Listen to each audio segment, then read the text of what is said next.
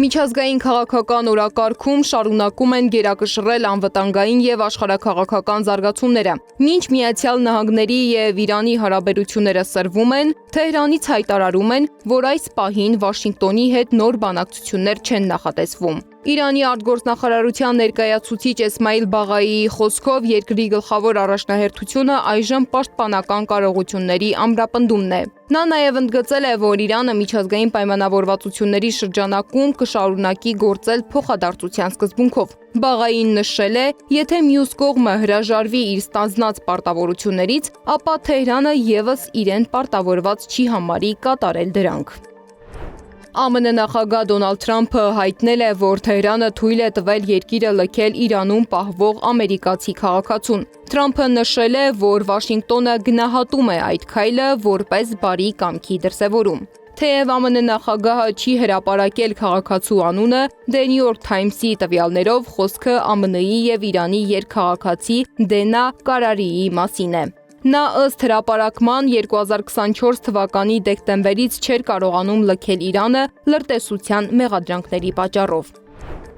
Իսկ Եվրոպայում ուշադրության կենտրոնում է Ֆրանսիայի ներքաղաքական կյանքը։ Ամերիկացի գործարար Իլոն Մասկը հայտարարել է, որ Մարին Լը Պենը Ֆրանսիայի վերջին հույսն է։ Այս հայտարարությունը հնչել է այն բանից հետո, երբ Լը Պենը հայտարարել է, որ կմասնակցի 2027 թվականի նախագահական ընտրությանը։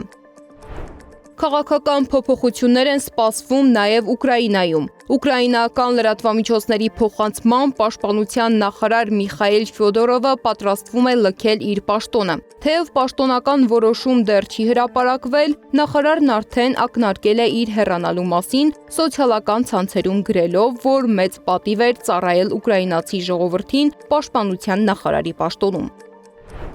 Ադրբեջանի արտգործնախարարը մեկնել է Մոսկվա ռուս գործընկերոջը հանդիպելու։ Ռուսաստանի արտգործնախարարության խոսնակ Մարիա Զախարովայի հաղորդմամբ երկօրյա այցի օրակարգում Սերգեյ Լավրովն ու Ջեյհուն Բայրամովը կքննարկեն ռուս-ադրբեջանական երկկողմ հարաբերությունները, նաև ընթացիկ տարածաշրջանային եւ միջազգային հարցեր։ Իսկ Բուլղարիայում անվտանգության ծառայությունները ստիպված են եղել արտակարգ գործողությունների դիմել։ Սոֆիայում նախագահի աշխատակազմի շենքը ժամանակավորապես տարհանվել է ռումբի մասին ահազանգից հետո։ Անվտանգության ուժերը ստուգել են տարածքը, սակայն որևէ վտանգավոր առարկա չեն հայտնաբերել։ Եվ վերջում Արգենտինայում հազարավոր մարդիկ դուրս են եկել փողոց նշելու ազգային հավաքականի ֆուտբոլի աշխարհի առաջնության եզրափակչում հայտնվելը։